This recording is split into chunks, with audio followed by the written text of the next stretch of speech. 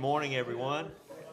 I hate to interrupt the socializing because that is actually part of what we're here for today. But the Wednesday, January 3rd, 2024 regular meeting of the Nags Head Board of Commissioners is hereby called to order. I'd like to recognize before we start a number of dignitaries in the audience today. We have former Mayor Bob Mueller, former Commissioner Anna Sadler, former Commissioner John Ratzenberger, former Commissioner Webb Fuller, and former Deputy Town Clerk Michelle Gray is here today as well. Thank you. If you will, please join me in a few moments of silence.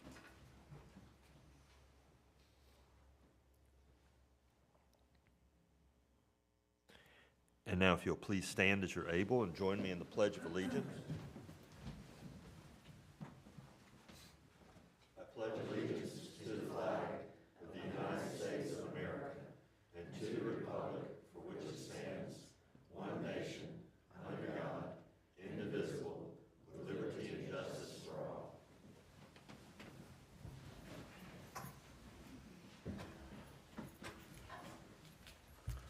That brings us to adoption of the agenda, and a motion would be in order. So moved. Second. I have a motion and a second. All in favor signify by saying aye. Aye. Opposed? All right, thank you. That brings us to recognitions, and we have a new employee, and Amy Miller will come to the podium.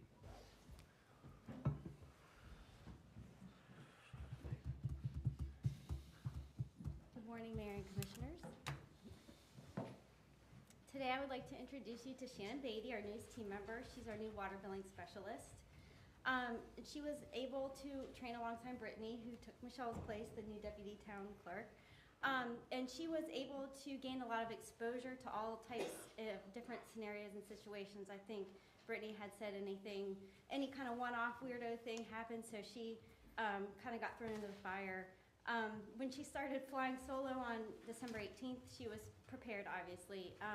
Shortly after that, I was already receiving compliments on what a great job she was doing and what a quick learner she was.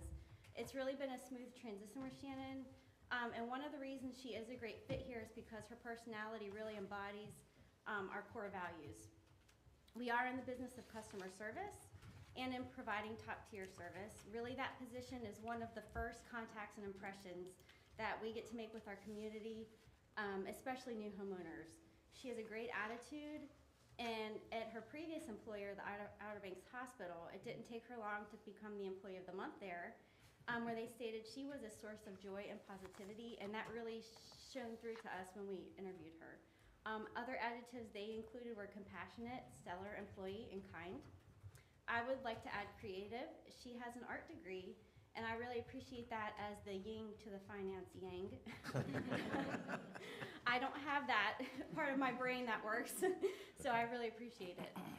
Shannon is married to one of our team members, Al, in the water department, and they have 2 children, and so please join me in welcoming our newest team member, Shannon.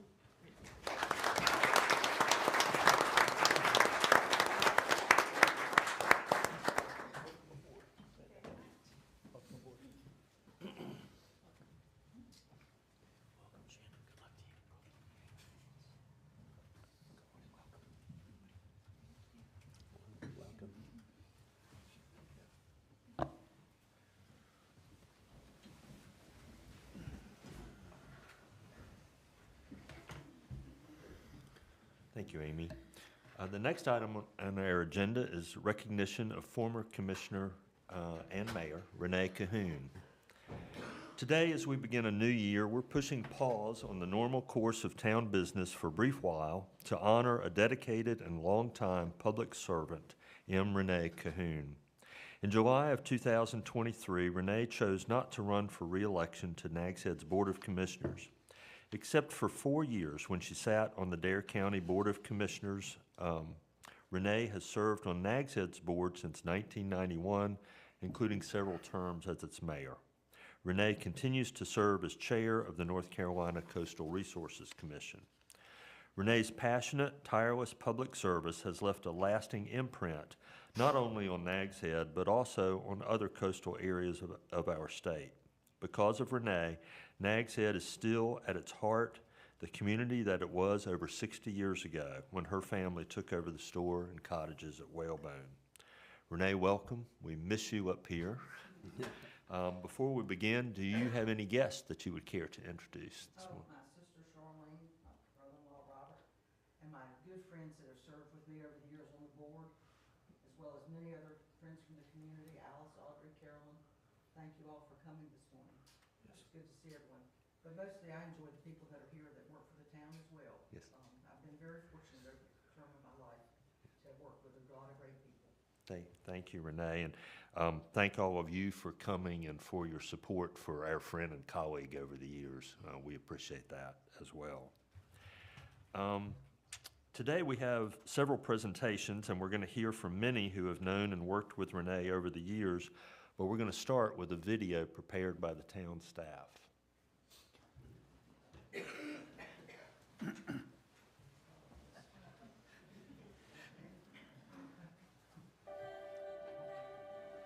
Always been a little bit intimidated by Renee, you know. She's a powerful force, she has powerful personality, so much integrity. As she's made an enormous contribution to the town over the last 4 decades, which is just remarkable. Her interest in this town and its welfare far surpasses anyone that I know of.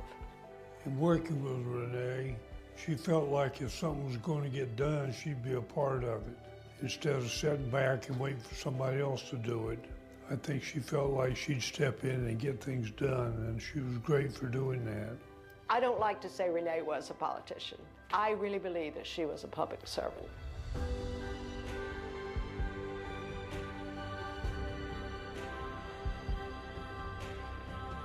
For more than 30 years, Renee Cahoon has dedicated her life to serving her Nags Head community. With long-standing family ties to the town, Renee grew up working at her family business of Cahoon's Market and Cottage Court in Nags Head, serving generations of Nags Head residents and visitors, laying the foundation for Cahoon's deep connection to the town and its citizens.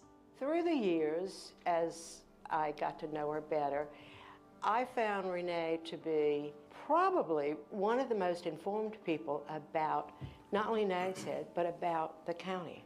She knew what Nags Head was, and it was very important to her, I think, to try to help Nags Head grow, but in a way that it would grow as she knew it and as it has become.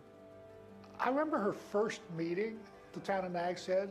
Renee was quickly nominated and became mayor, moved to the center seat of the table, and started running the meeting. And it was immediately apparent that Renee was in charge.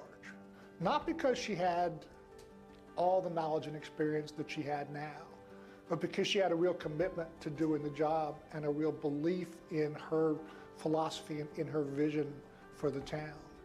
She came in raw, but the one thing she did was she absorbed information real well and learned how to govern quickly. During the meeting, if we were making too much noise or somebody did something that they shouldn't have done, she'd cut those eyes down at them, and that meant straighten up. The manager generally sat at the end of the table, and I think Renee enjoyed me being closer to her, so she moved me over to sit beside her, and I still have bruises today from those times when I was getting ready to say something and Renee told me no by a swift kick to the knee. She would, what I would call a mover and shaker. She had a pretty keen sense of what people in the community wanted out of their government. When Renee first came on the board, the mayor was elected by the board. Traditional model that goes back to the first days of the town. Renee called for a referendum on the direct election of the mayor, and the town adopted the direct election of the mayor. And in 1993, Renee became the first directly elected mayor of the town of Nags Head. What a lot of people don't realize is that what a town is like, what a town is the result of hundreds of little decisions. Some bigger decisions, but mostly hundreds of little decisions. And Renee, serving the town for as long as she has been involved in hundreds of those decisions. She was the first mayor to break into the beach nourishment question, started looking at beach nourishment. She brought the board together from a retreat position to a beach nourishment position. Another thing, as an example, would be the hospital. We wanted the hospital in Nags Head if we could get it in Nags Head. And Renee worked night and day to make that vision happen. Renee really started what is now the multi-use path program. She's the one that was responsible for putting that in, and then it just developed from there. Renee is really responsive to her constituents. When they report unsafe conditions to her, and Renee goes out and takes a look at it herself, and then she brings it to the town. One that really stands out to me is the acquisition of public lands, particularly public lands in conservation. It was a real focus of hers, particularly sound access, but also beach access. Another thing that I think people forget is the town's first mission and vision statements were adopted while Renee was mayor. In fact, she drafted the first versions of those mission and vision statements. The core of the current vision statement of the town, talking about family vacation tourism, local businesses, the importance of the beach, all those factors. And they really were factors that were important to Renee. Whether it's building the town hall, which she was a major part of, or as much as just buying small pieces of property to keep open space in the town. She's had a tremendous impact on the town of Nags Head. In 2002, Renee Cahoon expanded her civic commitment beyond Nags Head by joining the North Carolina Coastal Resources Commission, which plays a pivotal role in formulating rules for coastal development and certifying local land use plans. Renee, as a local government official on that, somebody who lived on the ocean side, who understood the challenges of managing growth in a very fast-growing oceanfront community, brought experience to the CRC that I don't think others had. And the neat thing about her being a member of that board was that she would bring the issues to our board. And I am so proud that she is still on that board and continues as its chair. You know, the thing about Renee is she has one pole star, one guiding light. And for Renee, it's, is it good for the town of Nags Head? Is it good for the coast? Is it good for North Carolina? And she's always been guided by that. Renee's commitment to make sure the policies and procedures that we had in place made Nags Head what we have today. People should understand Renee did a good job. In my opinion, an honest job. And I think people's gonna miss her when she's gone. But my lasting impression of Renee will be somebody who has been crucially important as any figure in the town's history, possibly more so, to Nags Head being the marvelous, amazing place that it is today, and the town government being the open, transparent, welcoming, customer service town that it is today. I think she deserves accolades for her years of public service. I think she accomplished a great deal contributing her time to the community. A commissioner spends a lot of time. They go to meetings, take notes, do research. The time involved is tremendous. And Renee is one that puts in double time. So I think that the public needs to know that she has devoted most of her life to this town.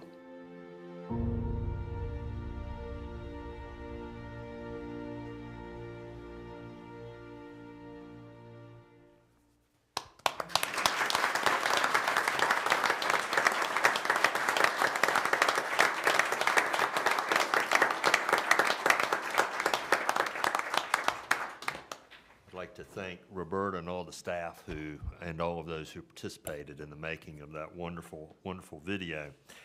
Next, we'd like to invite anyone who wishes to speak to come to the podium, and I'll ask that for the benefit of those watching online, please get close to the microphone and let us have your name. And as someone gathers their thoughts to go first, I'll kick this off by reading remarks from someone who cannot be here today. These words come from Braxton Davis, Director of North Carolina Division of Coastal Management and Director of the Division of Marine Fisheries now, recently appointed. Renee, he writes, I am very sorry to miss today's event. I unfortunately had a conflict, but I still wish to offer a few brief comments to those assembled here today. As director of the North Carolina Coastal Program, I've worked with Renee for a little over 12 years now. As you all know, she wears many hats, but most of our work together has involved the North Carolina Coastal Resources Commission, where she has served as chair since 2017 and as a commissioner since being appointed by Governor Easley in 2002. Working on the State Coastal Commission is all about balance. While developing rules and policies for development and making decisions on complex coastal projects, the Commission is always seeking the appropriate balance between economic growth, environmental protection, property rights, and competing uses, all with a focus on protecting our coast for future generations to enjoy. I wanted to commend Renee today for being an exceptional coastal commissioner and strong representative of Nags Head's and Dare County's interest over the years. Having grown up on the Outer Banks and served the public in so many ways, Renee has developed vast knowledge, experiences, and connections with coastal North Carolina, and those experiences have resulted in valuable perspectives that she brings to the Commission's work every day. We appreciate Renee for her balanced, solution-oriented approach to complex coastal challenges. She has a passion for doing the right thing for the coast and doing it well, I might add, and she has represented the town and Dare County very well over the years. So on behalf of the North Carolina Division of Coastal Management, congratulations, and we look forward to continuing work with you in the years ahead. That was from Braxton Davis. So as someone will come to the podium, we'll get this rolling. Bob, all right, I see Mayor Moeller coming to the mic.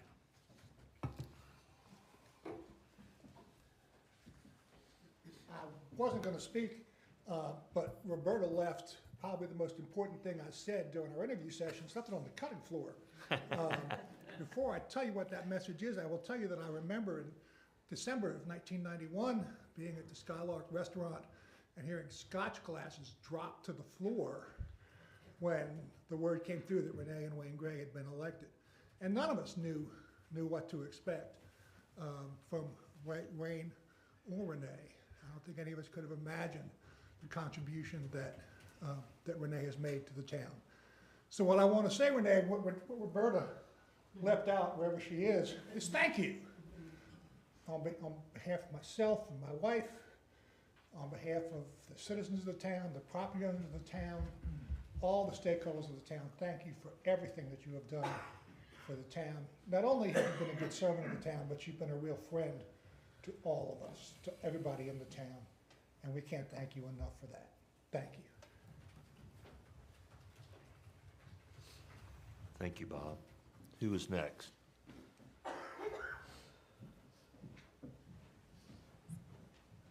Webb. Something, I must be a Quaver because the Spirit just moved me. I was hoping I wasn't going to have to speak, but Renee, I mean, once Bob got up here and said what he said in the video, obviously, you know how much all of us think, and Anna, wonderful words. Glad Wayne was able to be in the video. I know he probably, sorry he couldn't be here, but again, the video couldn't say any more than I can say right now, except the fact is, you've done so much for us. It's taken so much time. Two real points. One is, I don't think people realize the family atmosphere that Renee came from, and it's a strong motivating factor for her. I know her parents must be extremely proud, and I know she's got a loving family that allows her to work a little bit. She probably gets a little bit of yelling and screaming back when she comes home, but at least they've supported her, and that's so important to have that family connection, and Renee's had that, which it's indicative of a Nags Head value. And then the last thing I have to say is I love you a lot. Oh, nice, very nice.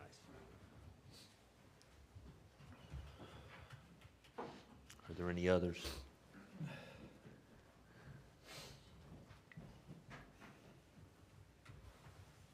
Hello, I'm Duke Garrity, the Outer Banks Home Builders. On behalf of the Outer Banks Home Builders Association, I want to say thank you and congratulations on the next phase of your life. We have a long history together. Didn't always agree, but we always were treated with respect. And that goes back to 1990 when I got involved. Thank you very much, and wish you a lot of success. Public service is a very noble profession, and you exemplify that perfection. Thank you.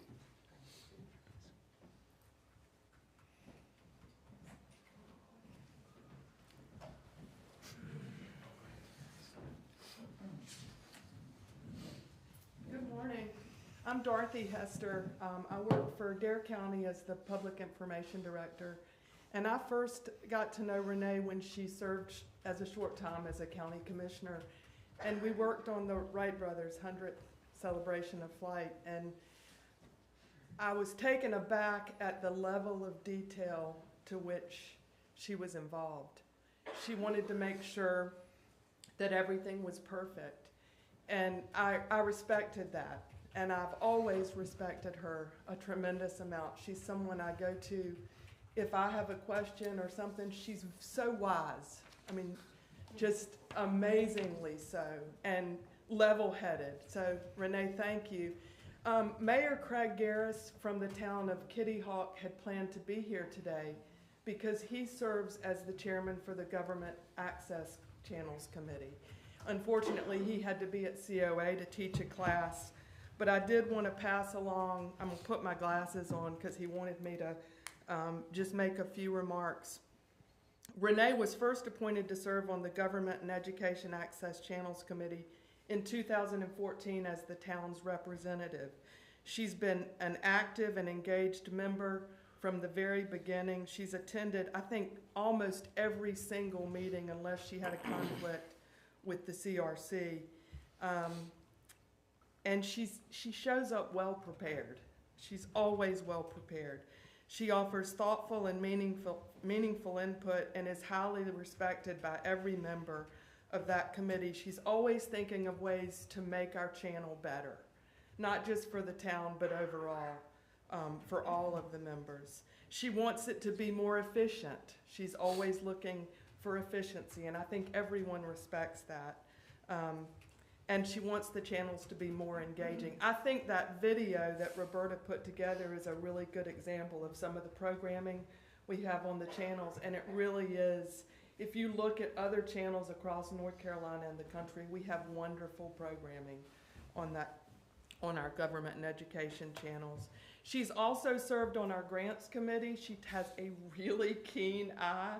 She catches little things that other people might overlook with the funds, and I mean, she's just that incredible sense of eye for detail. And she's kind of our expert for Robert's rules. It's kind of like, I think Webb was saying, if anybody gets off course a little bit, she knows exactly how it's supposed to be run. So we respect that and appreciate her stepping in anytime our chairman couldn't be there. She was always ready to say, I'll step in and run the meeting. So you've made our channels better. You've made, I know, the town better, and thank you, Renee. It's been a pleasure. Thank you.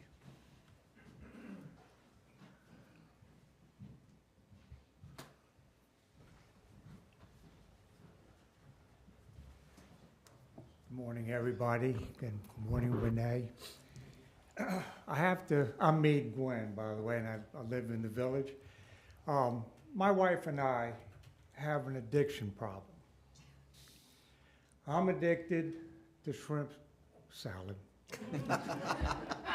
And my wife is addicted to chicken salad. So I'm the one that goes over to Renee's store, market, and pick it up. And invariably, once I get in the door, I am greeted by the biggest smile and the welcoming hello. And I said, this person is so genuine and so Nags Headian that I just love coming over there and filling our addictions on a regular basis. So Renee, I'm a little different than everybody else here. I do love you, but I think you are Nags Head.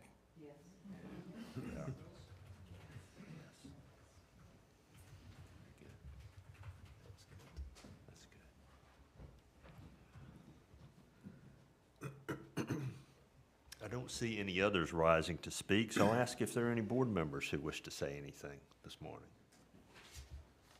I'll start. I'd like to join everyone else in thanking you for your service to our town and to our county and to our community. We all talk about when we drive through Nags Head how different it feels and looks. And when I drive through Nags Head, I think about you and your vision for the town. And I think that's in large part why Nags Head is the way it is. But not just your vision, but your willingness to uphold that vision over the years and not back down. I thank you for that, Renee. And on a personal note, I want to also thank you for your inspiration and your support and your encouragement. Before I even thought about running for this office, you inspired me. When I was thinking about doing it, you encouraged me. And when I did, you supported me. So thank you for your support and your encouragement. It truly meant the world to me. Thank you, Renee.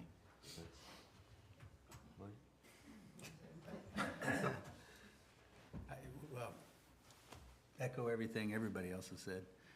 You know, inside of this boardroom, outside of this boardroom, before I was elected, I appreciate all the support from you.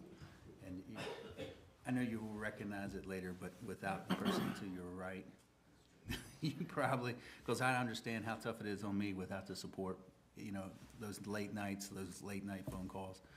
It is a true commitment. And from the day you said you weren't going to run, the fact, I don't think anybody will ever put in that much time again in a local community with as much love and dedication as you did. So thank you for that. And thank you for all the support. Yeah. All right. Thank you. Kevin? Everything in the video was so well said, but a lot of it hit me good, but what Miss Anna said, not a politician, a public servant, and that you're the true definition of that. And I've had the pleasure of working with you as a regular employee, as a department head, and also serving with you on the board. And I've learned a great deal from you. I have the greatest amount of respect for you. And as you already know, you're just a phone call away because we've already talked several times. So you said that you didn't mind, and I hope that that continues. So I wish you well. And again, thank you for all your years of service to the town of Nags Head. Well, yeah, I really don't know that I can add much more. Your vision for the town has just been great. And I mean, we've had the opportunity to work together on some committees before we worked together on this board, and I always had the most respect for you and your vision and everything that you've done. And as everyone in this room knows, we just had a big community survey, and there was a very overwhelming majority of people who were pleased with the town's direction and the way that the town has handled growth and density. And I know a lot of that was you, and a lot of that was the other people that are in the front row with you, but everyone in the town certainly thanks you for that, for your vision. And I think former Bob Mueller said it well, that not only have you been a public servant, you've been a good friend, and thank you for that. You know, Renee only wants the best for the town of Nags Head, period, no matter what it takes to get it. And she is always, Megan mentioned it, other folks, you talked to Renee, when I became mayor, you know, Renee's willingness to share and to offer advice and to be here at my left side, I'm going to miss that very much because, as Dorothy said, she is wise. She is very wise. And I'll also echo what Mike said, your family, and your folks at the store. I know it's family. It's also the folks who work there.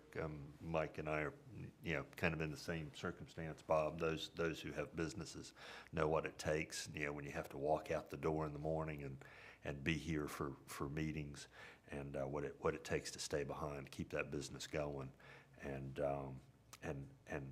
no person is an island. You don't really do it by yourself. So thank you, Renee, and thank you to all of your family and folks at the store and cottages. Andy, are there any words from staff? Sure. Renee, you've certainly worked with a lot of staff over the years, certainly well before me. So I'm humbly making some remarks to you on behalf of our staff. We've always appreciated your straightforward approach. You've always had a keen sense of the community. You're always talking to people and letting us know when things are going well and maybe when things aren't going so well. This has certainly helped us make adjustments over the years in order to provide the services that our community deserves. You've been there for us, especially in recent years, understanding what it takes to make our employees and ultimately the town successful and providing the resources to do so. We have roughly 120 employees, many of which are never seen in this room, perhaps except for recognitions. I believe you've always worked to make sure that all employees are acknowledged and recognized for their hard work and dedication, especially the ones that are less visible to the board or to the community. I think after so many years of service to the town, your personal values and the town's values start to become intertwined. A lot of what we do and how we operate are a reflection of this. After a while, you start to understand and you can anticipate what's desired by the community by understanding the values of its long-standing leaders. This has been a great service to the town and to our employees. We humbly thank you for your service and your enduring working relationship with the town staff, and we wish you the best with whatever the future holds for you. Thank you, Renee. Thank you. Thank you, Andy. Renee, would you care to speak, or any of your guests this morning? I just want to thank everybody for coming out this morning and everybody for all the support over the many years. I've got people that worked with me from the very beginning in this room. I've been very fortunate. My family's been very supportive of me over the years. And yes, it does take a lot of time away, and I've been very thankful that my family's been tolerant of that on most occasions. But anyway, I just thank everybody for their support and all the kind words this morning. It's been very humbling to work for the town. I've loved the town. I love the people. I've met so many people over the years, over the decades, in all facets of the town, all sections of the town, from property owners to residents, and they've always found me to have an open door, even when I'm at work. Yes. It's been an interesting time, and I look forward to whatever comes next. Thank you all very much. Very good. Thank you, Renee. So now I'd like to invite the board to come up in front of the dais and ask Renee to come join us if you would.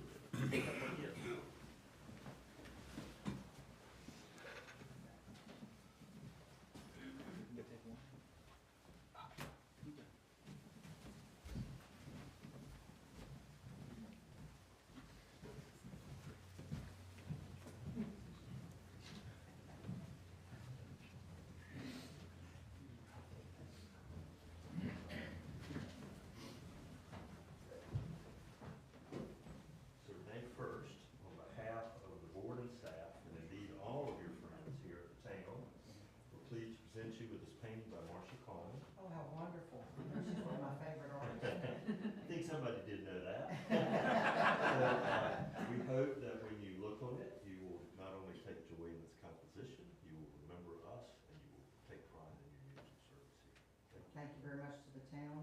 I really appreciate it. Marcia typically does work that simplifies the town of Nags Head. She really does, and I can't thank her enough, and thank you all enough for this painting. It's wonderful. You notice where that is, right? I do. I do. I do notice where it is, and it's, I can tell it's a recent one because it's got a new gazebo instead of one.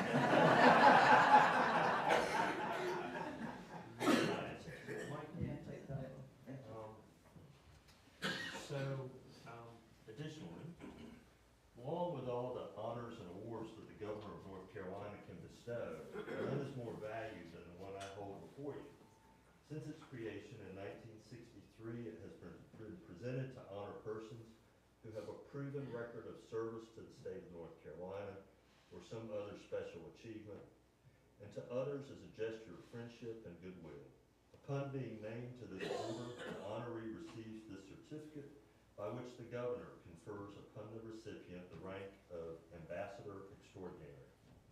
Among the recipients of this award, you will find the familiar names of the following North Carolinians: Maya Angelou, Bill Friday, Billy Graham, Andy Griffith, Jim Catfish Hunter, Michael Jordan, Richard Petty, Earl Scruggs, General Henry Hugh Shelton, Dean Smith, Bob Timberlake, and Doc Watson. And they are joined by other notables such as Harry Belafonte, Shirley Chisholm, Gerald Ford, John Glenn, Jesse Jackson, Coretta Scott King, Sidney Portier, Colin Powell, Tennessee Williams, Oprah Winfrey, and Andrew Young. Renee, it's our great honor in the governor's absence to present you with the Order of the Long Leaf.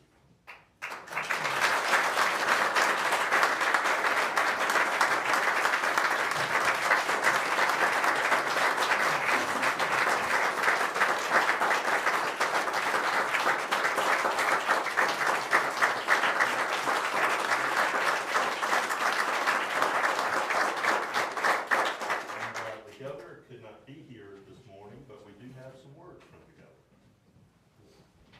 Head to the screen. Hi, everybody. Governor Roy Cooper here. I'm glad to join you today to celebrate the career of my friend, longtime Nags Head Commissioner and former Mayor Renee Cahoon. Thanks for your decades of dedicated service to the people of Nags Head, Dare County, and our great state. And I'm so grateful for the work you've done as chair of the Coastal Resources Commission. Thanks to your efforts, Renee, North Carolina is a better place to work, live, learn, and raise a family. And congratulations on becoming a member of the Order of the Longleaf Pine, the state's highest honorary society. You're joining so many outstanding people who've dedicated their lives to serving our state. I'm thankful for all the work you've done and will continue to do for our state. Thanks a lot, Renee, and congratulations.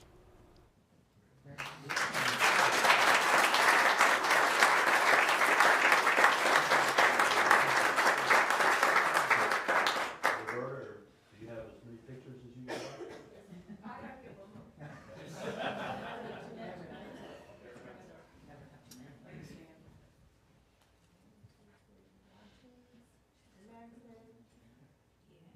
Thank you. Thank you. Do you want a picture with me? No, we're good. Thank you all very much. I appreciate everything. No personal smile, nothing could have been done without help of a lot of people. So, from family to friends to employees of the town, it all worked together seamlessly, or not so seamlessly at times. But thank you all so much. I appreciate it. Webb, thank you for your remarks very much. And, Board will be in a short recess.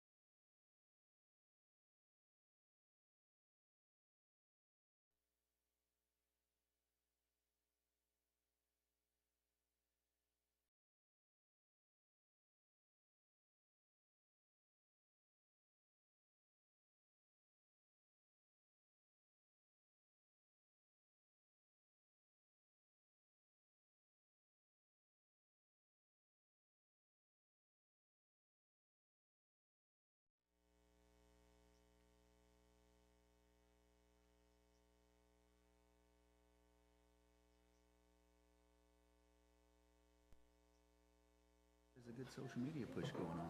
What will happen for the next 3 or 4 days? All right, the board has returned to order. Thank everybody who participated. That was a very nice event and a nice recognition for Renee. That brings us to public comment. I'll turn it to Mr. Leidy. Thank you, Mr. Mayor. At this time, the board welcomes members of the public to provide public comment to the board. This is an opportunity for people to express their comments about matters that they think are interesting or important to the town. It's not an opportunity for dialogue, and the board rarely responds to the public comment. Also, we do have a public hearing on the agenda for today, and if you're here to comment on that matter, you should wait until we get to that public hearing for your comments. But otherwise, anybody who wishes to provide comment, if you'll please come to the podium, tell us first who you are and where you live, and then address your remarks to the board. So, any takers? Yes, sir.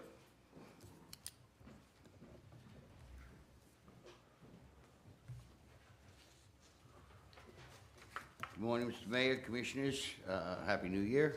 My name is Duke Garrity. I'm Government Affairs Director, Outer Banks Home Builders Association. I'm here to speak a little bit tonight in anticipation of you setting a public hearing for the multifamily ordinance. I have been sitting here for the last 4 or 5 months, sometimes alone, the only one sitting in the audience, as we've gone through piecemeal, bit by bit for this ordinance for multifamily housing. It is too complicated. I don't think it's probably the greatest ordinance that will never be built. There is too much involved in it. It's which way the houses can face or what they can face, different areas, aesthetic controls. You can't do a workforce housing development when you keep adding miscellaneous costs on, and a lot of little things. I'd like to see the package all together in one piece. I tried looking for it on the internet last night, on your website. I'm hoping you'll find it, or maybe it was me, but I didn't know until 2 days ago that the public hearing was going to be set.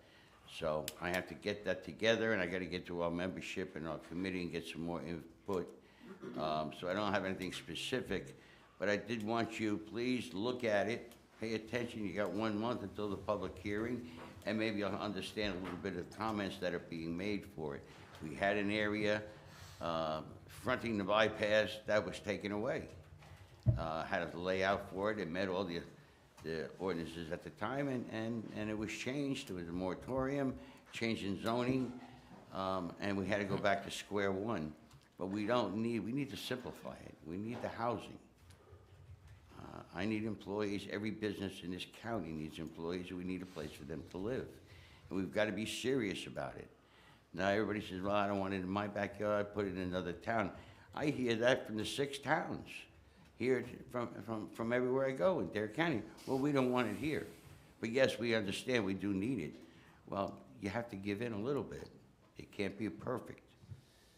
All right? I'm not gonna be able to stay for the rest of the meeting today, but I did want to come see Commissioner Cahoon's send off today. Since 1991. And we've grown accustomed to each other over the years, too. It was very nice what you did for her tonight and this morning, I mean, and thank you. Happy New Year. Thank you. Thank you, Mr. Garrity. Does anybody else wish to address the board? Anybody? All right, at this time, we will conclude the public comment session. All right, thank you. That brings us to the consent agenda, and a motion would be in order. So moved. Second. I have a motion and a second to approve the consent agenda. All in favor signify by saying aye. Aye. Opposed? All right, thank you. That brings us to our public hearing, item F1, to consider text amendments to the UDO. Turn it back over to Mr. Leidy. All right, thank you again, Mr. Mayor. At this time, we will begin. Excuse me, could I say one thing real quick? Yes, certainly. I think there might be more people that were going to come to the public hearing anticipating that it would be a little bit later in the meeting. I think Renee's item ran a little quicker than possible. Okay. So I don't know if the board would entertain doing some of the other items first before the public hearing. Well, I think we had anticipated that taking about an hour. So if we can drop down and maybe get one item in before we do this. So let's go to the report and recommendations from the Planning and Development Director.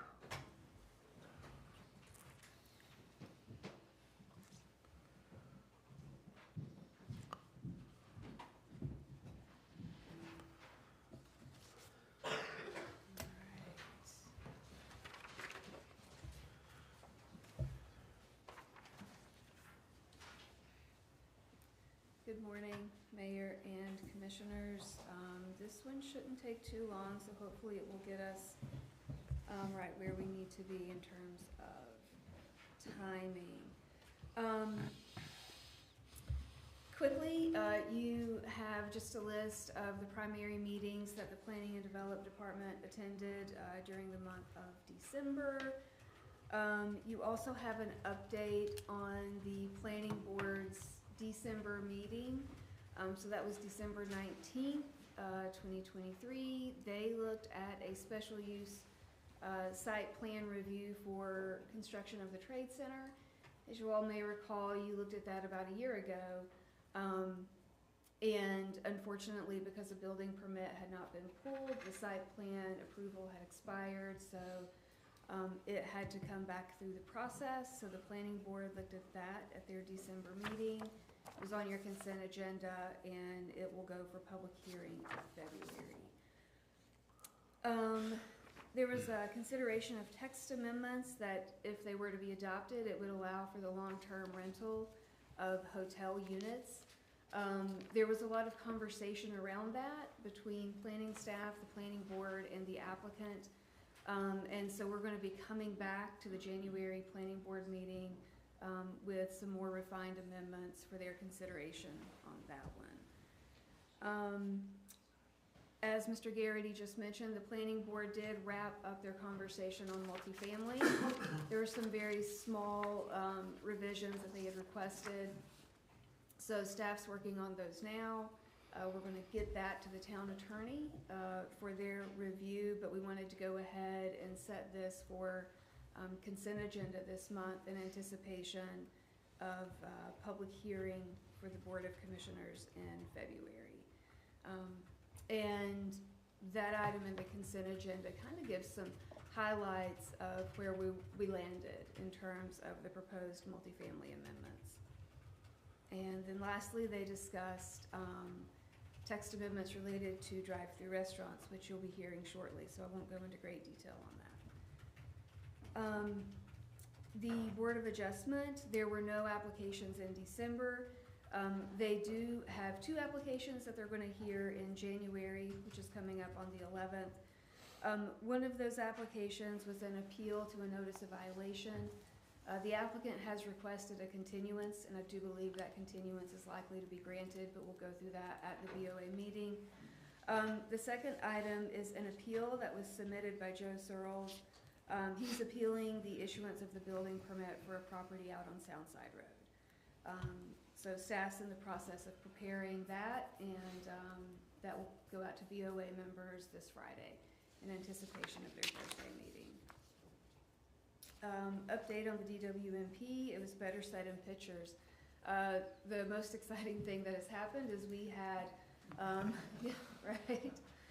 we had 14 of our groundwater level loggers installed and 2 of our water quality loggers installed within the town. So picture on the left is going to be the groundwater logger, picture on the right is the water quality logger. So our environmental planner, Connor Twitty, is in the process of calibrating these loggers before we can start getting some real-time data. And we'll obviously update everyone once that's on track. EV, we are still working with the electrician as well as EvoCharge to make sure that everything we're looking at is going to be consistent with the grant requirements. For our sand relocation program, that is, it's going really well. We have 103 people participating in the cost share program for sand relocation, and we have about 80 authorizations out there under currently doing work on the beach right now. So everything's going really well with the sand relocation program. As far as the Dowdy Park and art and culture, we wrapped up a lot of our holiday things that we had scheduled, our tree lighting, the candy cane hunt. But the big thing that's coming up next is going to be our first winter market. And that is going to be on Saturday, January 13th from 9 a.m. to noon. This market's going to be food, producers, consumables only. There won't be any crafts there. So this will be the first one, and we're excited for that one. I believe that's all I have. Happy to answer any questions that you might have. Any questions for Kelly? Commissioner Brinkley. Can you comment on the participants for the upcoming January market on Saturday? Specifically who they are. Not who they are, just the number that we have? Last I checked with Paige, we were at 10 vendors, so they will probably be under the pergola and within the pavilion. So there's going to be 4 of these markets, and some of the vendors will cycle out. Some could attend 2, but not the other 2. So it will change weekly. So Paige will be putting out information on the Facebook page and Instagram about who the vendors are. So if people are hoping for a certain vendor, they can make sure they know who's there. Thank you. Sure. Thank you. Anyone else? All right, thank you, Kelly. Thank you. All right, it being 10 o'clock, and we have a time-specific item at 10:30, so perhaps we have time to get this done. So John, again, to you for the public hearing.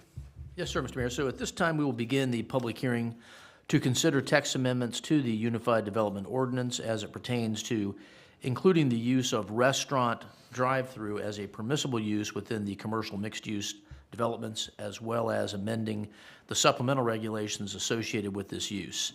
This is a continuation of the public hearing that began on December the 6th, and we'll start with the presentation of the staff's analysis presented by Joe Costello. Thank you. Good morning, Mayor. Good morning, Commissioners. As John said, the Outlets Nags had submitted a text amendment to include the use of restaurant drive-through as permissible in our commercial mixed-use developments. Currently, drive-through restaurants are only allowed in the C2 general commercial districts with supplemental regulations and as a special use. The comp plan currently excludes drive-through restaurants, explicitly excludes them in all of our character areas. The Board of Commissioners meeting on December 3rd, 2023, at that meeting, the board noted that there was a conflict in the appropriateness and permitting between the comp plan and the UDO, and sent it back to the planning board to look at how to resolve the conflict. There are really 2 main options: either amend the UDO to remove the use of drive-through in our C2 commercial district, or to include the use as permissible within one of the character areas or more of the character areas. It should be noted that the Comprehensive Land Use Plan is an official policy document adopted to strategically plan for and enhance the quality of life and physical character of the community. The plan sets forth various character areas throughout the town. These are districts that have their own unique characteristics. The allowable uses and appropriate scales of development are comprehensively described for each of the unique districts to ensure future development and redevelopment preserves the quality of each of these districts. The plan was developed over the course of 2 years and was overseen by a Board of Commissioners appointed advisory committee. The advisory committee met in excess of 15 times and in cooperation with a robust community outreach effort. Staff reviewed the agendas, notes, and minutes of the advisory committee meetings and found 2 instances where drive-through restaurants were discussed. The first is located at the top of your staff report within the text, and the more formal minutes from the December 2016 meeting is located at the very back of your packets. In both instances, the advisory committee recommended excluding drive-throughs as an allowable use. Should the Board of Commissioners remove drive-through uses from the C2 zone in doing an analysis of what the impacts would be, it would have a limited effect on existing development. There's currently 3 drive-throughs in town: the KFC, Taco Bell, the Dunkin' Donuts, and the Sonic. 2 of which, the KFC, Taco Bell, and the Dunkin' Donuts, are currently non-conforming, and the Sonic was approved within the special district, commercial district within the village zoning ordinance. If the whalebone character area was changed to allow drive-throughs as an appropriate use, approximately 250 properties would now be impacted. If the corridor's character area was changed, it would be even more properties. Although the special use permit process would still require a planning board review and the Board of Commissioners approval and review, It would provide the justification for those future development applications. So based on the staff analysis above, we would continue to recommend denial of the text amendment, and I'm happy to answer any questions. All right, does the board have any questions for Mr. Costello? Mr. Costello, I got a question about the word restaurant. You know, there's other drive-throughs in town besides the 3 you're mentioning. How would this affect that?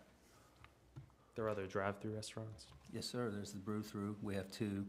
And then we also have a drive-through for cigarettes over here at the BP. So when we say we're getting rid of drive-throughs, are we getting rid of drive-throughs or are we getting rid of drive-through restaurants? The use drive-through restaurant. Okay.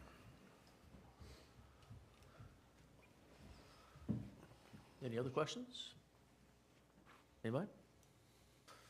Anything further, Joe? That's all. Thank you. All right. Thank you very much. The applicant wish to make any presentation at this time?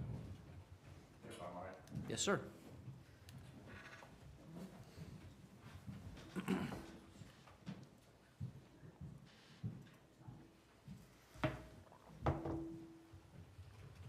Again, my name is Kraus Gray. I'm the attorney for the applicant in this particular matter. And I realize that we're fighting an uphill battle, but I want to narrow this down. We're not asking, and have never been asking, for a change in your ordinance which would open up drive-through restaurants anywhere and everywhere. Yes, you have a conflict, which you've noted.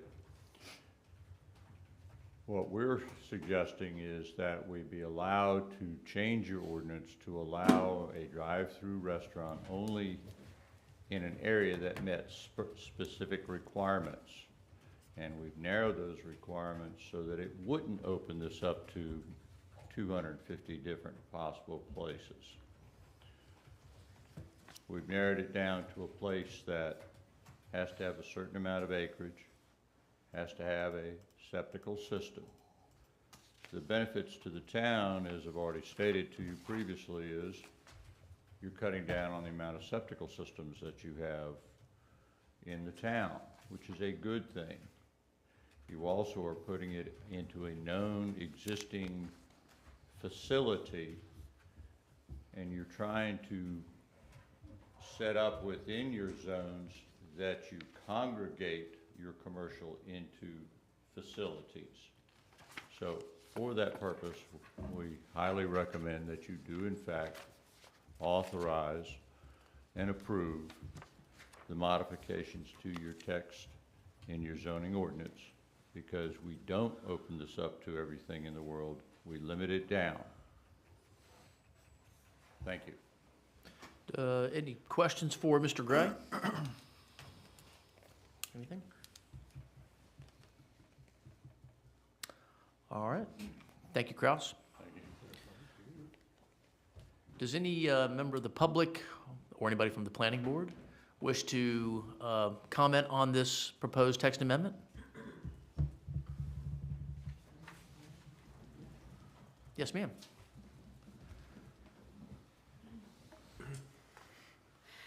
This is very nerve-wracking for me to come up here and speak in front of anybody.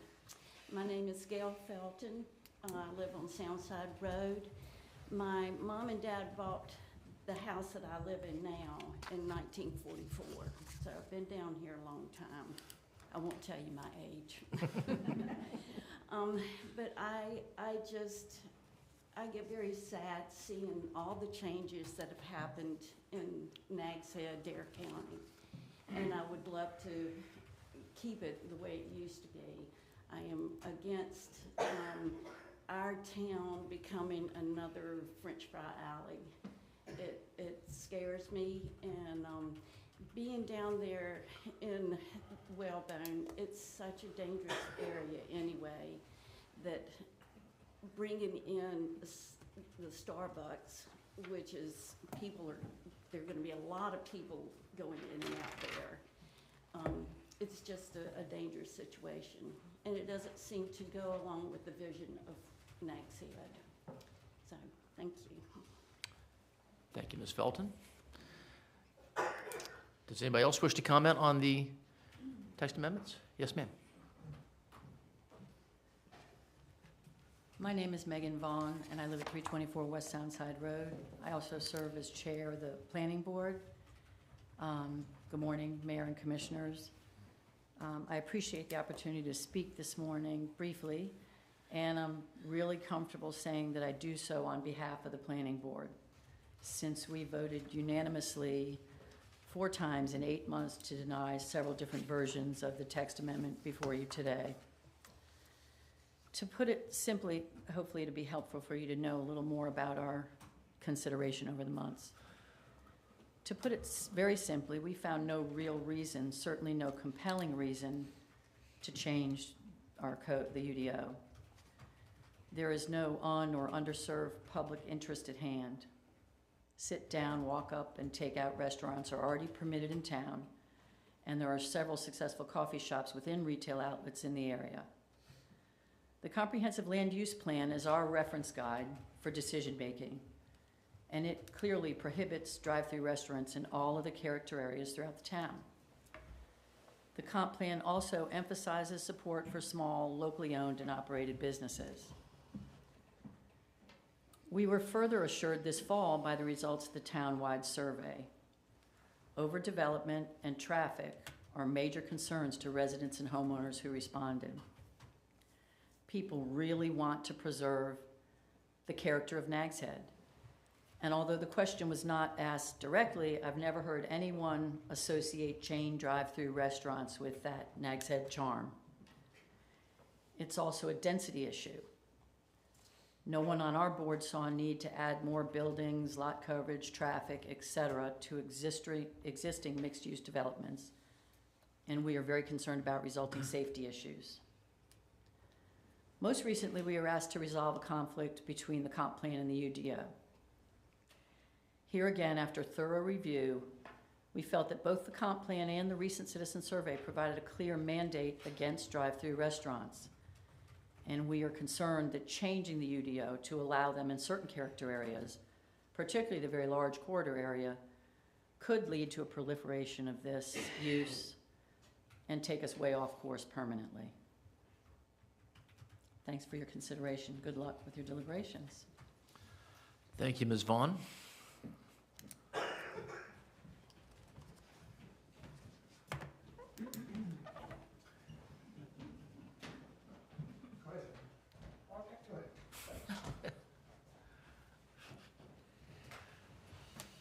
Good morning, Mayor Cahoon, members of the board.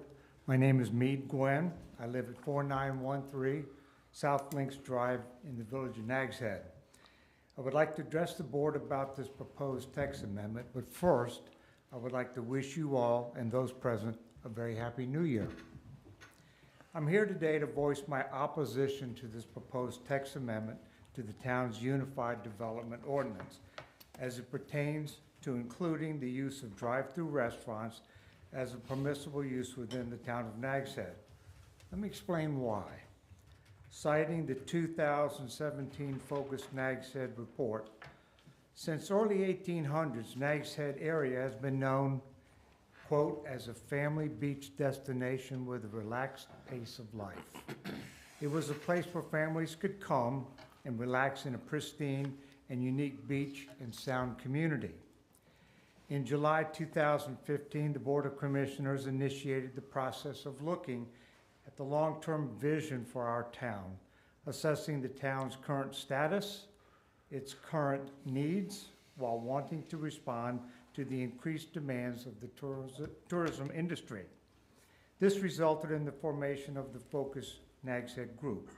This body of approximately 100 individuals, including the Board of Commissioners, town residents, business and restaurant leaders, town staff, engineers, architects, environmental advocates, and economic development and tourism representatives.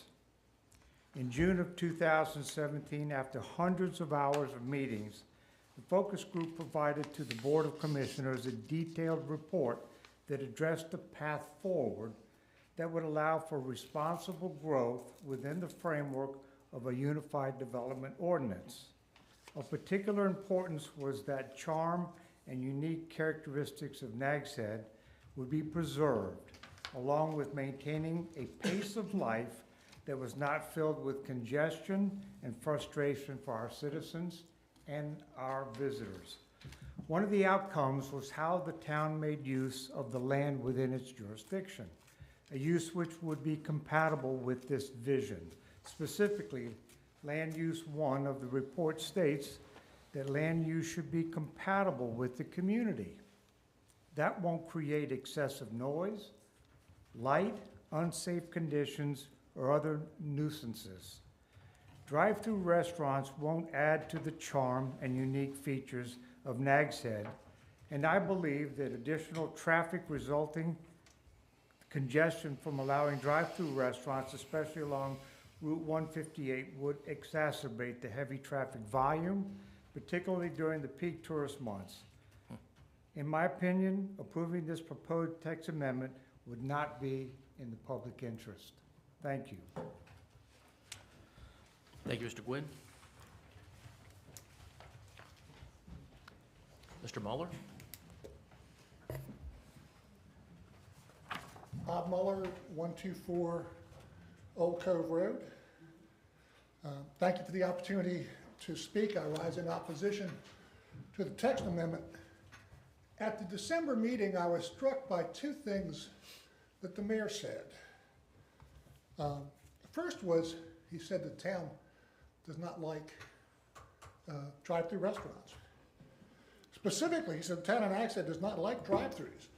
Every time we have a conversation about the uses that we want, we don't want, in Nags Head, drive-throughs come up, and they always wish the ones we didn't have. He went on to point out,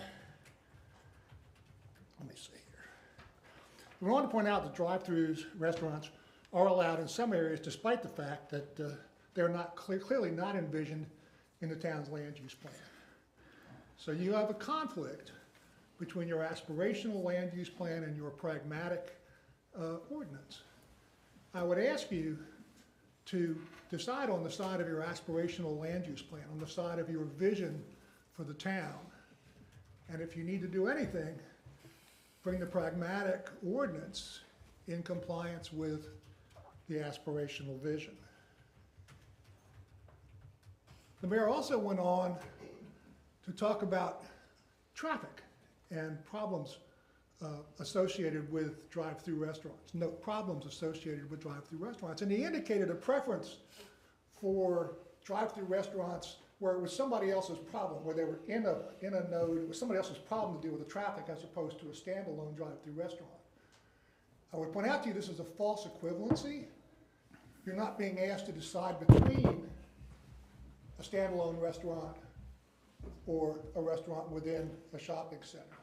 You're only being asked to decide whether you want to add drive-through restaurants to shopping centers. Okay, so any discussion about the fact that you have standalones is irrelevant to the consideration of whether you want drive-through restaurants in shopping centers. Let's talk for a minute about the business model of shopping centers. When you look at a shopping center, what do you see? You see a big parking lot. Okay, big parking lot, filled with cars, people getting out of cars, walking to stores, going through doors and shopping in stores. Walking to the next store, walking back to the car with packages, walking to the next store. The business model of shopping centers is people parking and going to a fixed set of stores. Their goal is to have as many people in that parking lot as they possibly can. What's the business model of a drive-through restaurant? Well, it's to have cars come and drive through and get a hot beverage or whatever they may be serving and to leave. So their goal is to have as many cars come into that business as possible. I see a conflict there. A conflict between the pedestrians and from the shopping center business model and the cars from the drive-through. Now, Mr. Krause-Grace can go up and say, hey, we can fix that, but you can't accept that. Because as they've taken great pains to point out, we're not talking about what the model looks like on the ground. We're not talking about how they might arrange it to reduce those conflicts. We're only talking about the fact that if you choose to adopt this ordinance, you're going to significantly increase conflicts anywhere that drive-through restaurants are allowed with mixed-use businesses. Okay, I've gotten way ahead of myself. I think the last thing I would point out is the applicant themselves have recognized that this is a problem. They have narrowed this down. They've tried to put lipstick, as much lipstick as they possibly can, on this pig to try and kind of grease it and slide it through, acknowledging that, A, the town doesn't want it, it's not popular, and it's going to cause problems. Now, one thing I take exception with Mr. Kraus-Gray. Again, Mr. Gray said, you're getting rid of a septic system. That implies that somehow, otherwise there might be a standalone. The question of what's happening on individual lots is not what you're being asked to decide today. The only question before you is drive-through restaurants. I encourage you to look to your land use plan, to look to your vision for the town, and deny the text amendment as presented. Thank you for your time. Thank you for your service. Thank you, Mr. Mueller.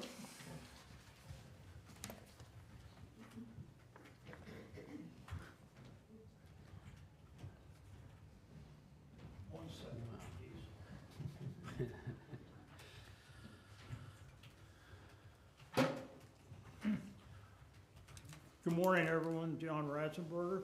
I am opposed to this, and I have over the last couple years, I think, since this thing has been an item, I have waded through the planning board documents and the board documents and everything else, and all of the contortions that the applicant goes through to try and make what they want fit in where we don't want it. And Ms. Vaughn and Mr. Gwynn certainly had, and Mayor Mueller, certainly had more cogent things to say than I do now on this, on it, but they're 100% right.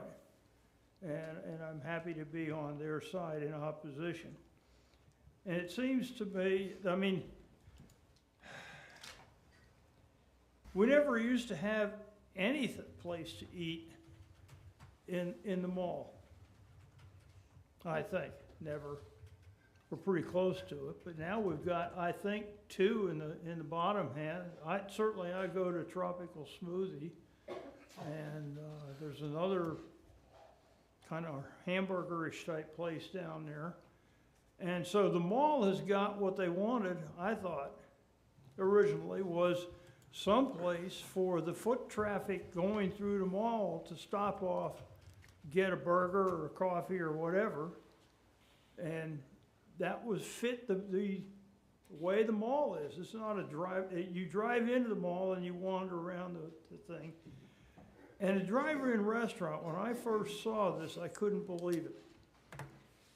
In the middle of the parking lot, they somehow flopped in, and it may have changed, but the first plan I saw was a 17-lane drive-through, or whatever the formal name for people queued up to get their coffee.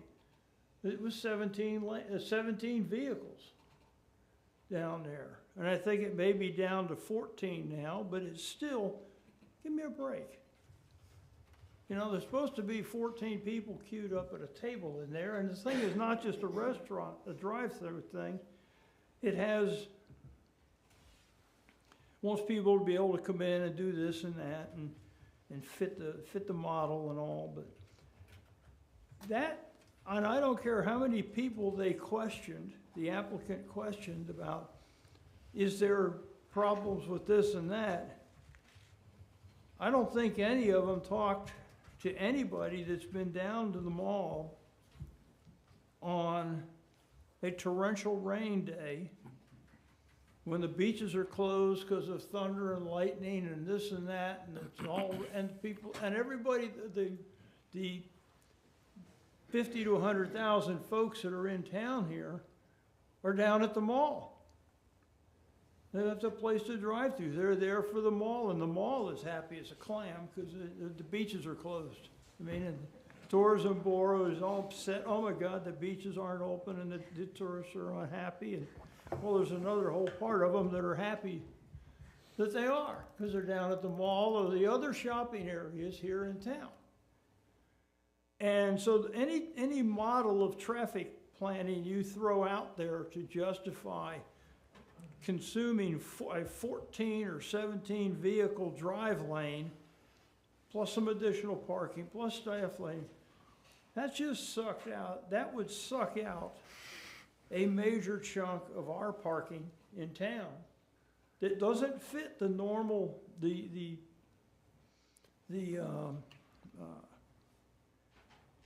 normal planning process for how many parking spaces do you do, because there's nothing you can do to plan for torrential downpour and the rest of it. But be that as it may, it doesn't fit. Look at that. It chewed up a chunk of everything. It just doesn't fit for no good reason. There's no public on the thing, and the net result will be anyway. So I also saw something in one of the applications that's this is one of these contriving to make it work fit things. Said, well, the peak customer times are really in the morning when nobody's at the mall. Well, you know, why are you putting it in the mall if nobody's there for the rest of the day? I mean, it just seems like a bad idea. And oh, by the way, looking at it from our perspective, why are you taking up all this parking space and everything else for the town, the mall, the restaurant, if they've got no customers there? So this doesn't make any sense. I don't care how much you shrink it. And we have plenty of coffee shops in town. One of the best things about, and I'll close, one of the best things in town, couple mornings a week, you drive up 158, and I don't care what the weather is, you roll your windows down, so the smell of roasting beans comes in the vehicle. And it's wonderful. They're all local shops. And they bag and they keep it around, and it's good. That's a good thing. The comprehensive land use plan says this is what we'd like to be. The UDO it's a good deal. It's a good document, but it's a difficult document in trying to codify or put all that into some kind of language, because ultimately we have to abide by regulations and this and that and the rest of it. Let's not lose sight of what we want to be, what the citizens have said what we want to be or don't want to be.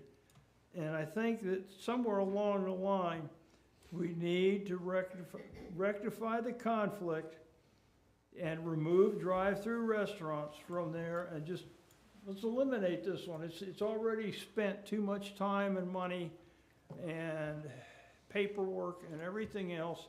And I certainly have done so by standing up here and babbling on about it. But you can tell that I have some, and I don't own anything down there or anything else, but I do have some passionate about of just throwing this 14 or 17 drive-through restaurant down in the middle there. We don't need it. There's other ways to get. You could put a Starbucks store, or you could put a store in the mall, and people could park there and visit the shops and go other places. We don't need a drive-through. And I don't go to drive-throughs. I will just tell you right off the bat. I get my own little bag of coffee or whatever, and I make my own. But anyway, thank you very much, and I'm sorry I took too much time. Thank you, Mr. Ratzenberger. Before the next speaker, Yes, sir. Commissioner Sears has a question. Yes, sir. A question? No, I wanted to make a motion. Oh, well then we need to keep going if we have any other speakers. Do we have any? We do, I believe. At least two, I think. sake of time, I'll be brief. My name is Webb Fuller, 452 Villa Dunes Drive. I'm opposed to the change. Generally speaking, when we are looking at ordinances, we're not talking about a specific site.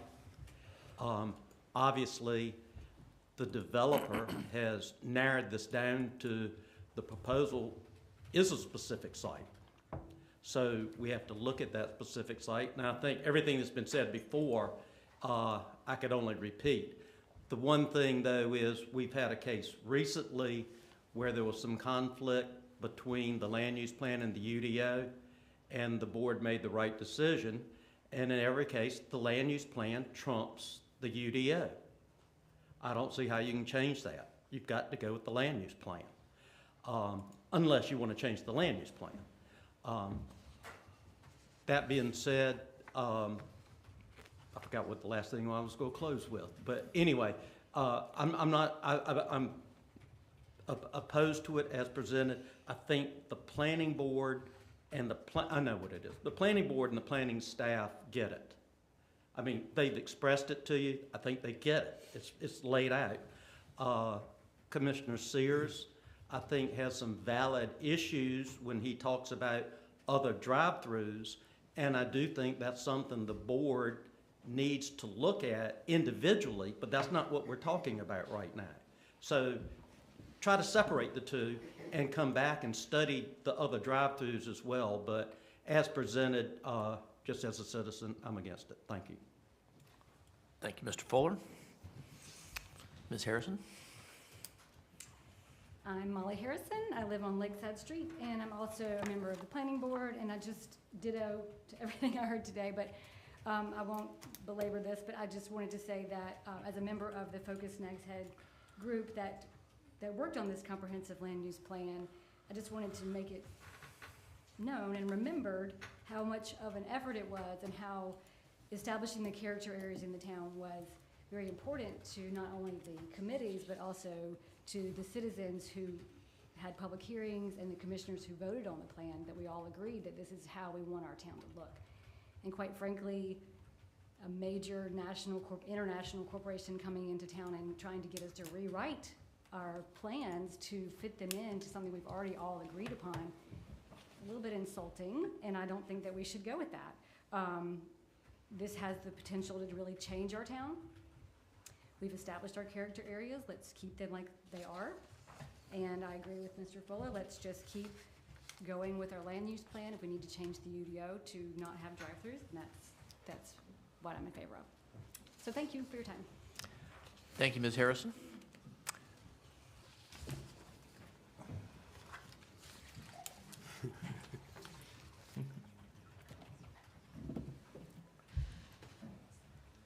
Good morning again, although I'm not used to speaking from this podium. Renee Cahoon, 7213 South Virginia Dare Trail. I don't want to get wrapped around the axle of debating businesses. I am absolutely pro-business. My issue today is drive-through restaurants. I don't see the need for them in Nags Head. I think they change our character, and I'm going to call it, one of my favorite phrases is the camel's nose under the tent, and I think this would only be the first of many that would be proposed to the town.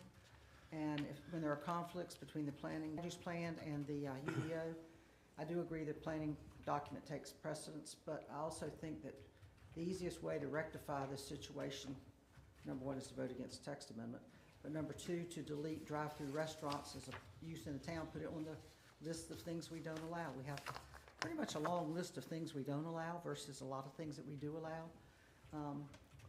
And businesses, standalone, inside the mall, any other dock place would work. I'm just not a fan of drive-throughs because I think they do change the character of our town.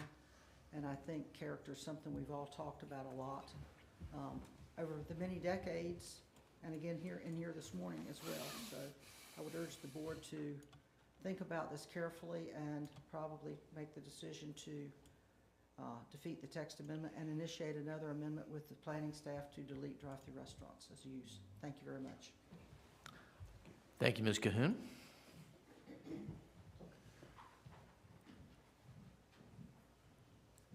brought notes, so I won't ramble so much. Good morning. My name is Valerie Netch, and I reside on Soundside Road in Nags Head.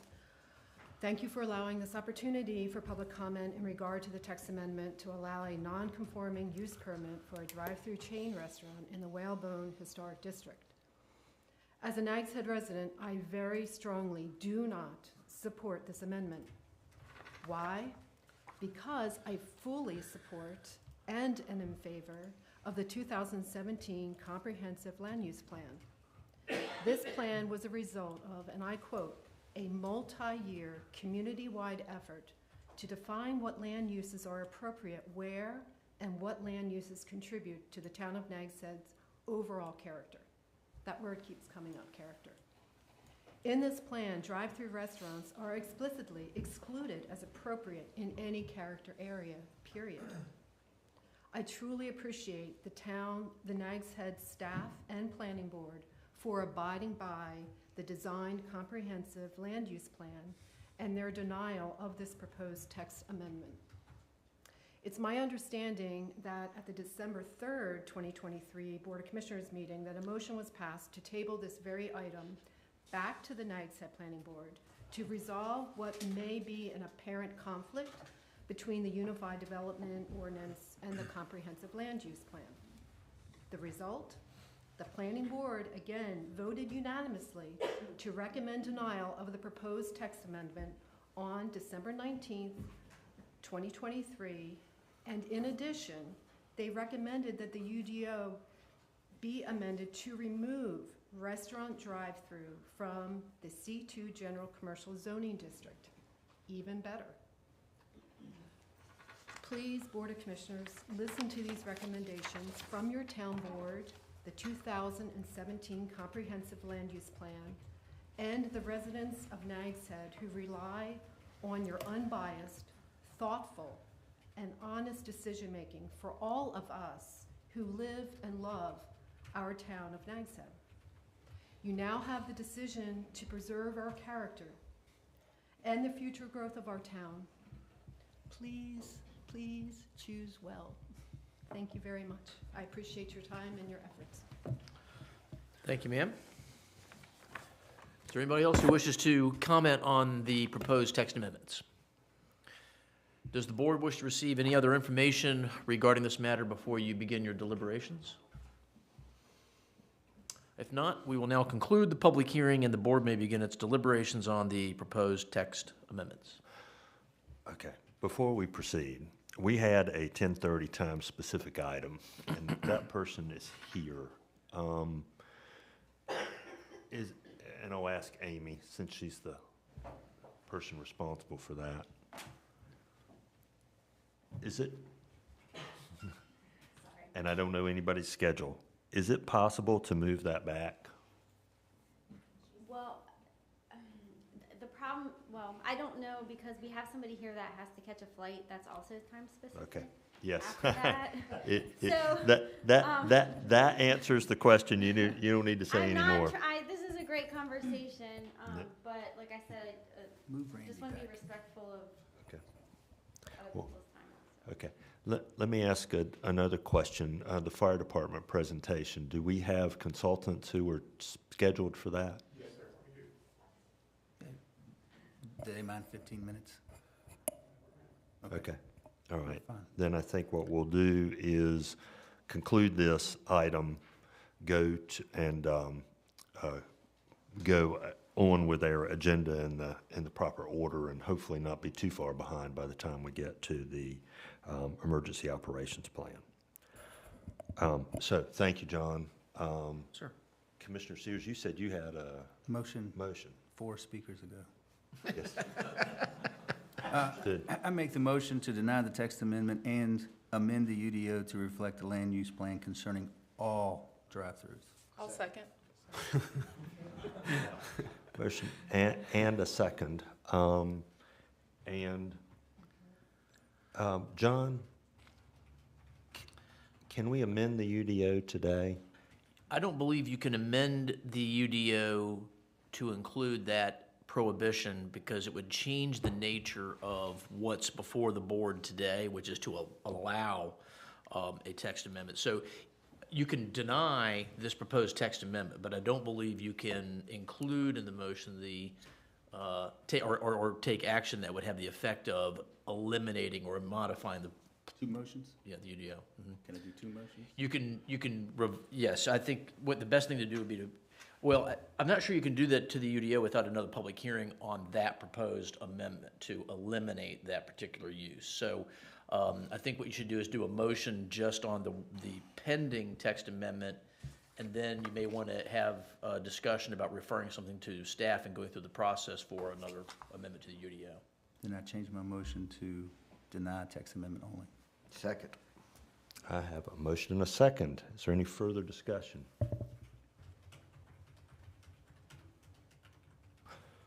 I had a lot I was going to say, but given the time constraints and seeing which way this is going, I will not say them.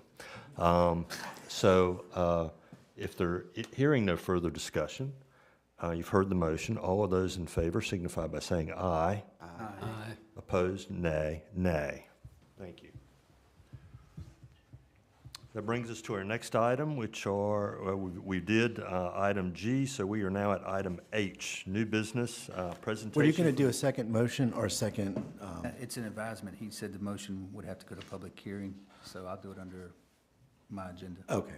Mayor, if it's possible, I just would like to say thank you to everyone in the public that came out today to make public comment, and to the emails, and to taking the time. I know it's the middle of the morning, and I think I speak for the whole board. We appreciate you guys coming out and letting us know your attendance. Thank you. All right, Amy?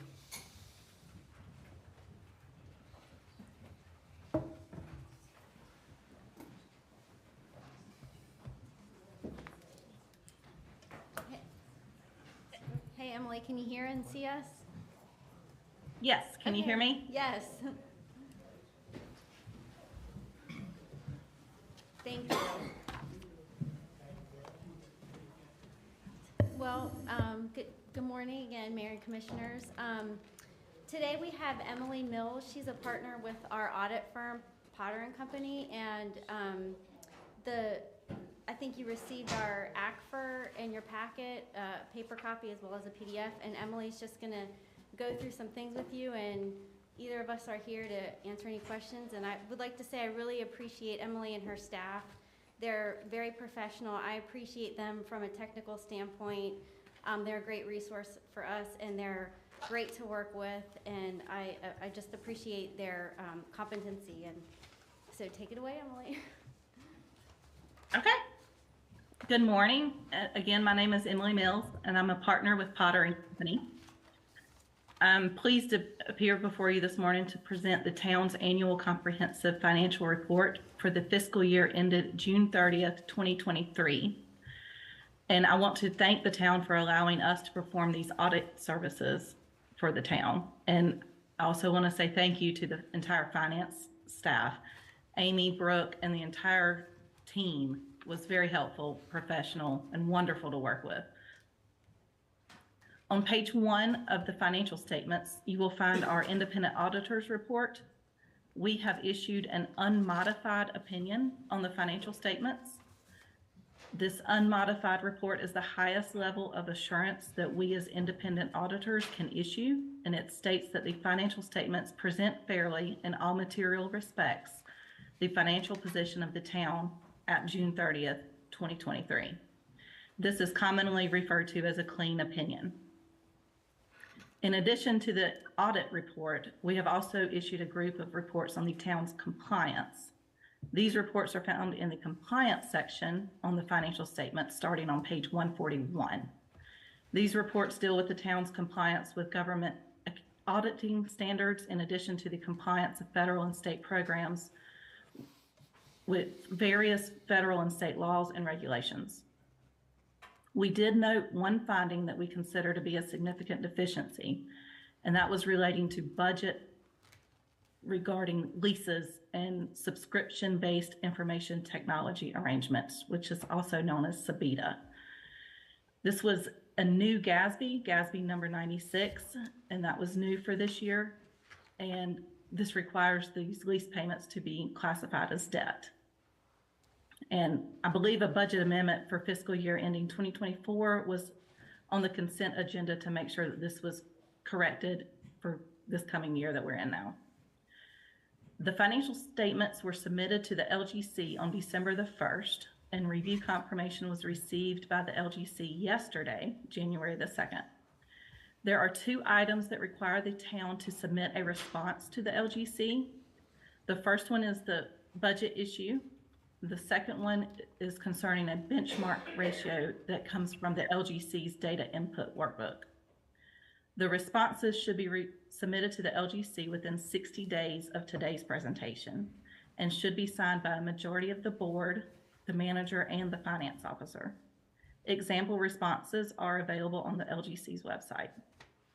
Again, I'd like to take the opportunity to thank the town for this opportunity of service and can answer any questions you have.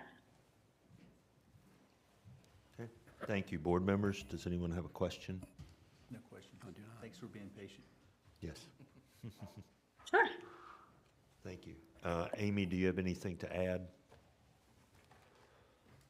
No, I just, again, appreciate Emily and her team from a professional, technical standpoint. I really do lean on them for some questions that, I don't know if they're part of the audit scope, but they're always available to help me as just a great resource. And again, thanks to the board for all their support. Okay. Thank you. Thank you all.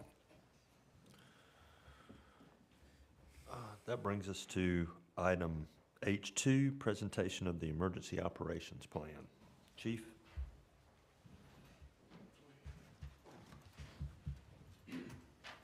Good morning, Mayor and Commissioners. In February 2023, the town of Nags Head was awarded a unique opportunity to upgrade and improve our emergency operations plan using a hazard mitigation grant program. With the support of the Board of Commissioners, staff pursued this grant, and the town was awarded $75,000 to complete this upgrading project. The town selected the firm of iParametrics out of Alpharetta, Georgia, to work with and produce this updated plan. After many months of discussion, planning, and work, we're happy to present this plan for your review.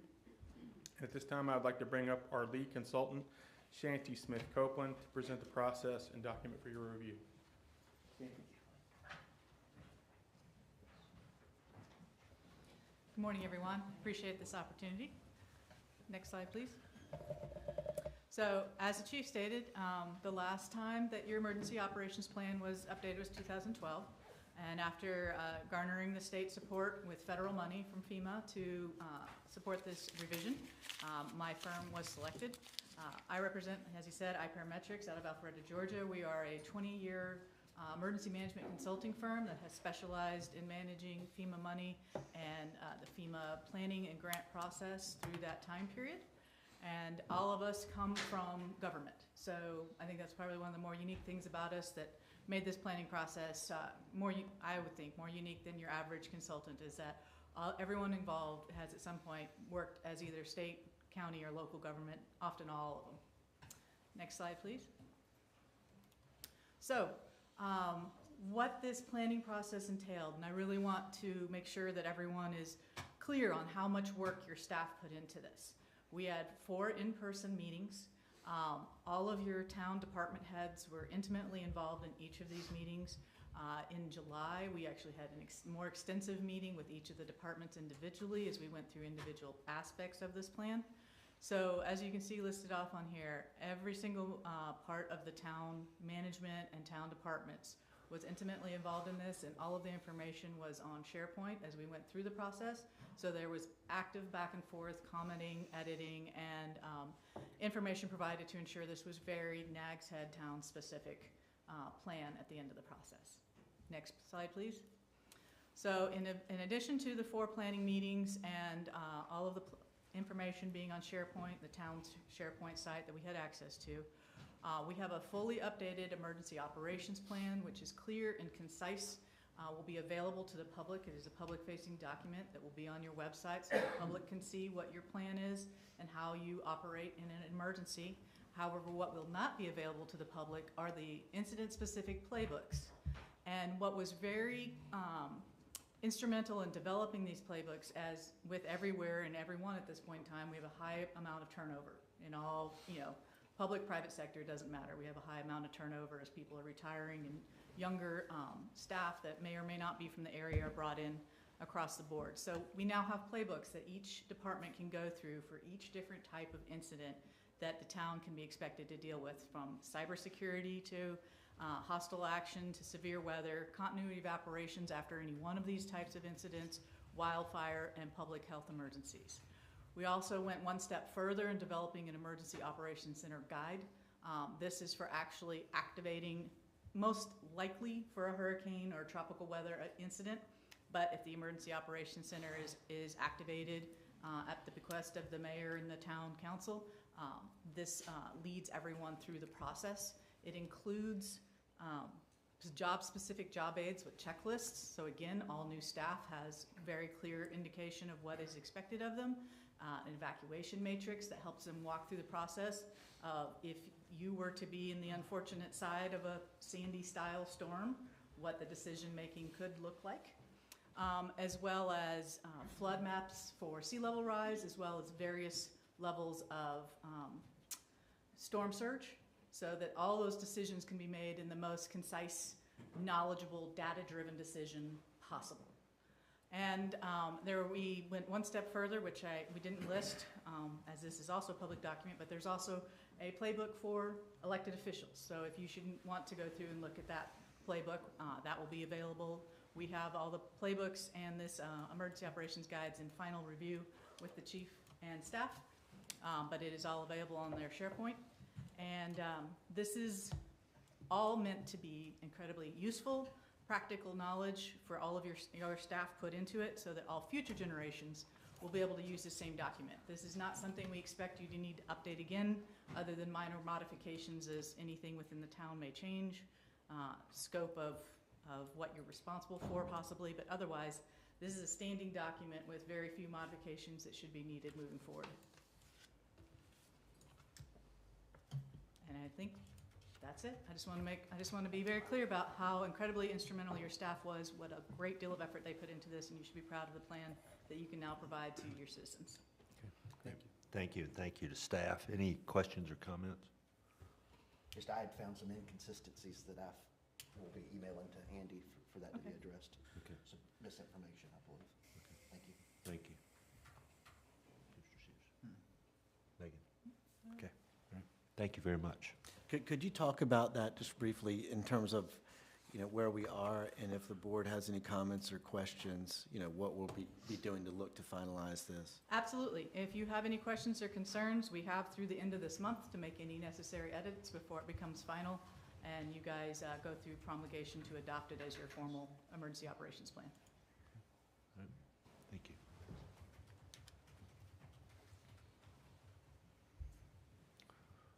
That brings us to item H3, committee reports. I'll start at my right here with Commissioner Sanders.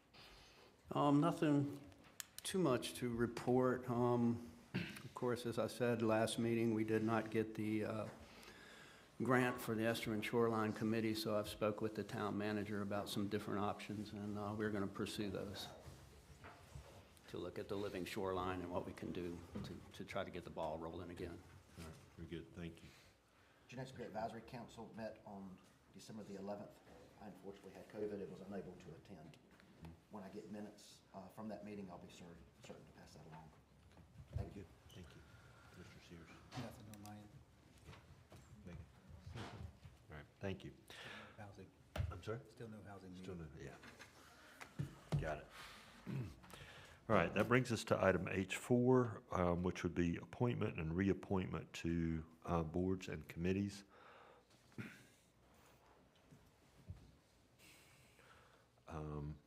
And so we'll take those in order. The Government Education Access Channel Committee, there's a opportunity due to the retirement of Commissioner Renee Cahoon, who was our long-standing representative on the Government Education Access Channel. So I would ask if there was either a nomination or a volunteer from the board who would be interested in serving in that capacity. You interested very good. So,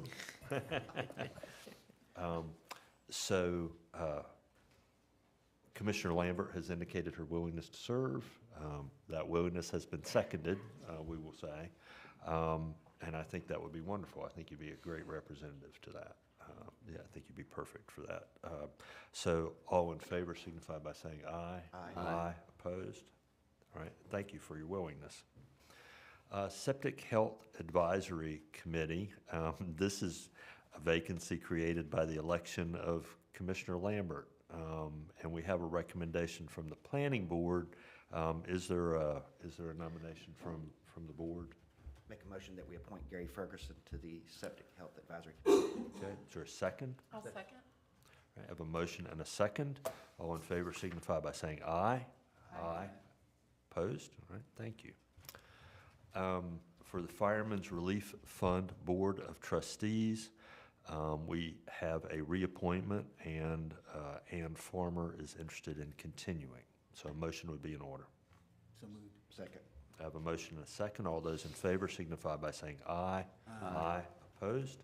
Thank you. Board of Adjustment, we have two items, and that is to consider Bobby Gentry, who is willing to continue to serve for reappointment to a regular position. A motion. Motion that we reappoint Bobby Gentry. Second. I have a motion and a second. All those in favor signify by saying aye. Aye.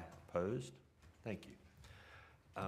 And we have a vacant alternate position. We have a candidate in Drew Ferentz. Make a motion to appoint Drew Ferentz as an alternate. Okay, we have a motion and a second. All those in favor signify by saying aye. Aye. Opposed? All right, thank you. And then the Board of Adjustment is a board, the only board where we appoint the chair. We do so annually. So the item before us is to reappoint Margaret Suppler and Bobby Gentry, who are interested in continuing as chair and vice chair. So moved. Second. I have a motion and a second. All those in favor signify by saying aye. Aye. Opposed? Thank you. That brings us to items referred to and presentations from the town attorney. Mr. Leidy. Thank you, Mr. Mayor. I just have one thing I wanted to mention to the board concerning the pending litigation that all the Dare County municipalities have filed against the state to challenge the Dare County Local Act relating to affordable housing. Just wanted to relay that the state has received an additional extension of time to respond to the complaint, so it has not yet filed their answer. You all probably have already seen now the resolution that the Board of Commissioners adopted yesterday, essentially pledging that they would not take advantage of or rely upon that legislation.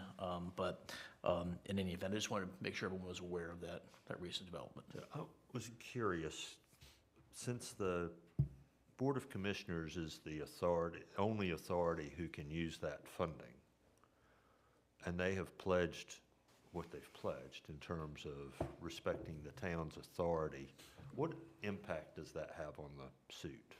I don't think, I think there's some question as to whether it makes the litigation moot. I don't think it does, but I think that might be something we hear from the state in their response. Right.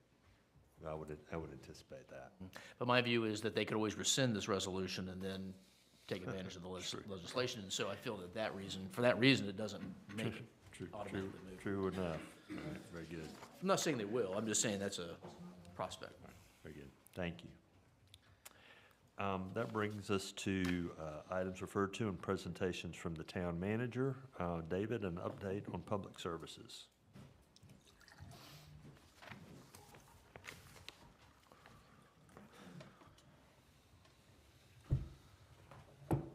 Good morning, Mayor and Commissioners. Happy New Year. All right, so I'm going to use a similar format that I've used in prior months with the overview of a construction update for the Public Services Project. Up on your screen, we've got the overall development map. On the right-hand side is where the new administration building is located, which is the former brush yard site. And then as we cross Lark Avenue, span over to the left-hand side, we've got the Fleet Facilities and Sanitation Building, the Equipment Building, which is highlighted here in purple, and then near the top of the page is the Water Distribution Building. So what we've tried to do is go ahead and show progress from month to month, and we'll continue with that same course this month. What I've got is a picture last month. This is the new drop-off ramp for the recycling facility, and you could see from last month they had formed up the walls and were in the process of pouring those walls. And as we proceed to this month, you can see the walls have been finished. Fill has been brought in to go ahead and create that ramp section and the elevated drop-off area as shown in these pictures right here. Progressing on to the administration building, last month the progress had the interior walls had been framed up, and we had the plumbing, mechanical, and electrical rough-ins completed. And as we can see from this month's progress, this is from the picture taken from the exterior of the building. This was the progress from last month, where you could see they had just started the block veneer towards the base of the foundation. And you can see this month we've got the sheetrock installed and the painting operationally currently in place. You can see here, this is the proposed break room. So we're starting to see some of the finishing work take place on the interior of the administration building. Moving on to the exterior of the building, you can see that we've got the brick veneer in place. Above it is still unfinished. That's where we're going to have some different architectural elements where we'll have some vertical and horizontal siding to be installed. Moving over to the Fleet Facilities and Sanitation Building, you can see the progress that we had last month, where we had the rear exterior walls and the side exterior walls and roofing in place. As we proceed to pictures taken this month, you can see that we're starting to install the veneer along the sides and the front facade of the building. And you can see this is the common area, which is the central part of the building, where we have that exterior wall framing currently under construction, as well as some of the interior elements. You can see here, this is looking in the facilities maintenance bay, which is a large space. What you can't see here is this concrete slab has been poured, and they have gone ahead and placed some sheathing on top of that to go ahead and provide some protection while they're still under construction. And then you can see we've got some of the interior walls that have been framed up. This is one of the main corridors that runs through that common area for that building. And then as we proceed on to the west, we have the equipment building, which is also under construction. This is the picture that was taken from last month. Today, we haven't seen much as far as progress on the exterior of the building, but on the interior of the building, you can see they've gone ahead and provided some preparatory foundation work here for the slab, as well as the mezzanine construction, and that concrete pour is scheduled for later this week. And lastly, we have the water distribution building, which is here at the top of the page. And I thought that we'd give a little tour.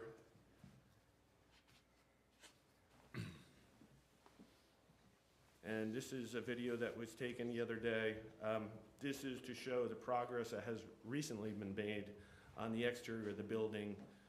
As you can see, this is the east facing wall.